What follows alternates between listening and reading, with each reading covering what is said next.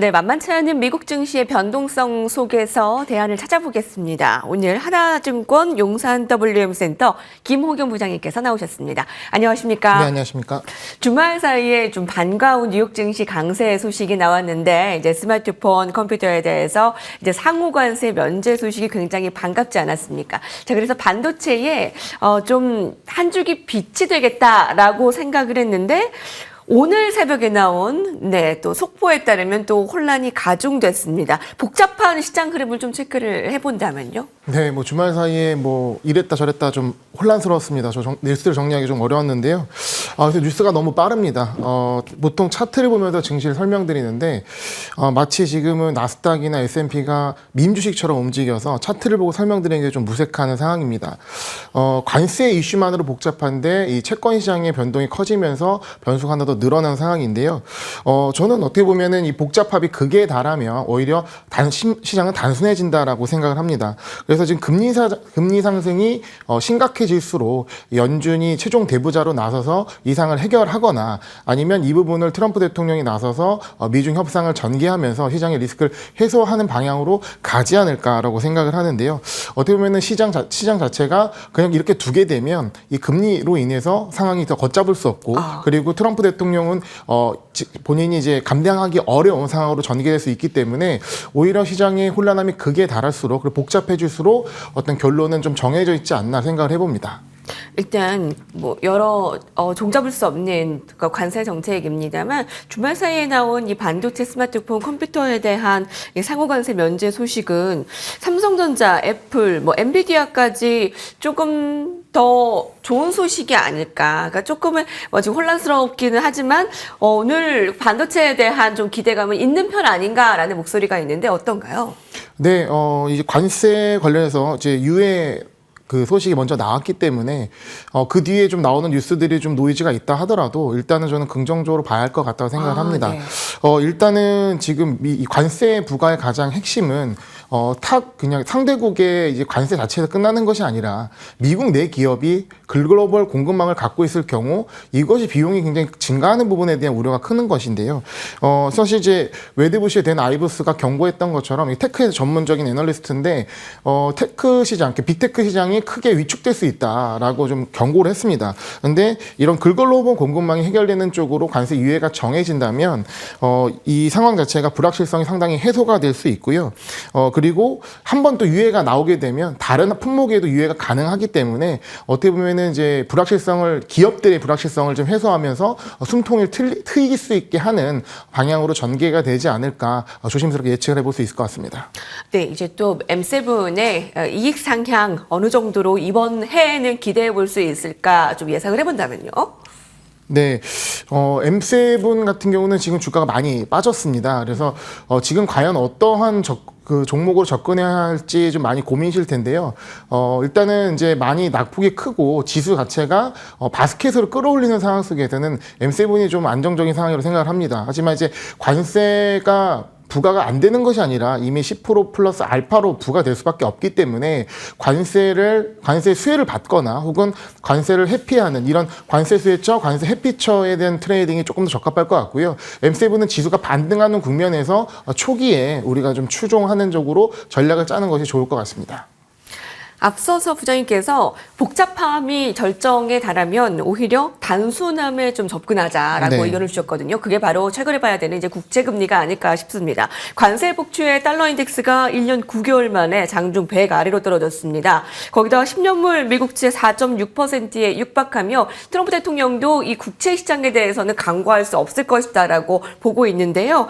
다시 좀 안정세를 찾으려면 좀 어떠한 힌트들이 필요할까요? 네, 사실 금요일 날 미 증시가 마지막에 반등을 했지만 굉장히 혼란스러운 모습을 보여줬고요. 그 나스닥이 12% 급등한 이후에도 장중에는 거의 7% 밀리는 상황 자체가 금리 시장의 불안 때문이었습니다. 근데 금요일 날 이를 좀 해결해 준 게 보스턴 연은 총재 발언이 있었는데요. 금융시장이 불안해지게 되면 연준이 개입할 절대적인 준비, 즉 앱솔루트 레디가 되어 있다라고 얘기를 했습니다. 그래서 연준이 금리 급등을 예의주시하고 있고 이 금융위로 번지지 않게 시장을 안도하게 해주는 모습을 보여주고 있거든요.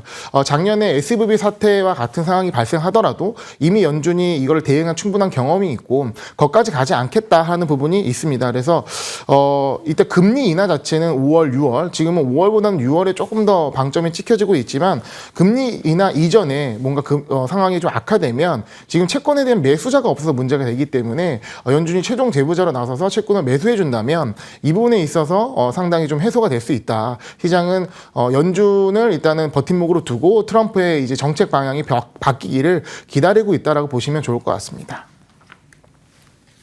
네, 국채 금리 그리고 채권 시장의 그 요동치는 모습을 간과할 수 없는 이 모습에 트럼프 대통령의 행보도 봐야 되겠고요. 달러 약세가 정말 대단합니다. 그런데도 불구하고 이제 원달러 환율은 1,400원대에서 좀 움직이는 모습인데 이 부분 이번 주에도 계속 예의주시하시죠.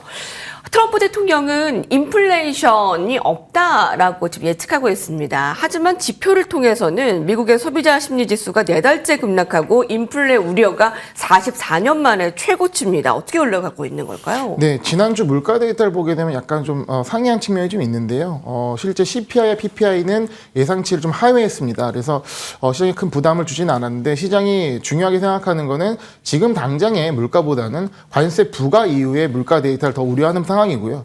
미시간대 데이터를 보게 되면 기대 인플레이션이 굉장히 예상치를 상회하고 그리고 소비자들의 이제 소비 심리 위축이 굉장히 확인이 되면서 이 소비자들의 이제 미래에 대한 기대감은 상당히 좀 처참한 상황입니다. 하지만 이 부분은 이제 관세를 가정하고 그리고 굉장히 좀 두려워하는 이런 경계 심리가 작동해 보기 때문에 실제 관세가 좀 유예되거나 아니면 규모가 축소된다면 물가 상승 압력은 시장의 예상보다는 소비자들의 예상보다는 그렇게 높지 않을 수 있다라는 부분도 생각해야 될 것 같습니다. 지금 일단은 이제 관세가 부과되면 이 물가가 상승되는 부분은 어느 정도 우리가 이제 공식적으로도 예상할 수 있지만 관세 부과가 맨 처음에 자극하는 부분은 어떻게 보면은 이제 경기 침체 우려 이런 부분들을 자극할 수 있기 때문에 과연 관세가 물가를 올리느냐 아니면 이제 이 디플레를 유발해 가지고 경기를 침체시켜서 물가를 잡느냐. 근데 최근에 유가 모습을 좀 중요하게 보셔야 될 것 같은데요. 유가가 지금 일관적으로 밀리고 있습니다. 그래서 이렇게 가장 물가에서 중요한 유가가 밀리는 부분을 봤을 때는 물가 상승은 시장의 두려움보다는 조금 더 아래에서 정리되지 않을까 생각합니다. 최근에 서학개미들은 미국 시장도 못해 먹겠다. 무슨 코인인 줄 알았다. 코인도 아니고 너무 변동성이 심하다라고 합니다. 여러분 이번 주에는요. 은행주를 시작으로 2분기 실적 시즌 돌입합니다. 이번 실적 시즌의 핵심은 가이던스가 될 것 같습니다. 자, 관수가 변수가 된 것으로 보여요. 자, 주목하시는 섹터와 투자 전략 세워주시죠. 네, 일단은 이제 지난주부터 금융주 위주로 그 실적 발표가 시작이 됐는데요. 이번 주 주초에도 금융주들의 실적 발표가 있습니다. 일단은 지난주부터 이어주는 금융주 실적은 상당히 비교적 좋게 나왔고요. 특히 수장격이라 할 수 있는 이제 이 JP 모건의 실적이 굉장히 좋게 나왔고 시장 반응도 좋습니다. 문제는 말씀하신 대로 다른 기업들의 이제 시장 가이던스 굉장히 중요할 것 같은데요. 이번 주 실적 발표 중 주목할 만한 부분이 ASML과 TSMC 실적 발표가 있습니다. 그러니까 반도체 업종이 아직 관세가 부과되지 않았음에도 불구하고 가장 시장의 핵이고 지금 최근 그래도 엔비디아가 좀 많이 반등하고 있기 때문에 이 부분에 있어서 굉장히 주목할 수 있는데 과연 뭐 현재 데이터보다는 이 가이던스 그리고 그 어닝콜에서 얼마나 지금 관세에 대해서 CEO들이 CFO들이 준비를 하고 있는지 이 부분에 대해서 주목할 것 같고요. 그 외에도 이번에 뭐 넷플릭스 같은 실적 발표도 있으니 관심 있게 보셔야 될 것 같고 아까도 잠시 말씀드렸지만 최근 낙폭가대 이제 빅테크와 함께 관세 회피주들을 일단은 집중적으로 보시면서 반등 시 가장 탄력 있는 업종으로 선택을 해서 포트폴리오를 빠르게 회복하는 전략을 취하시면 좋을 것 같습니다. 하나증권 용산 WM센터 김호균 부장님과 함께했습니다. 감사합니다. 네, 감사합니다.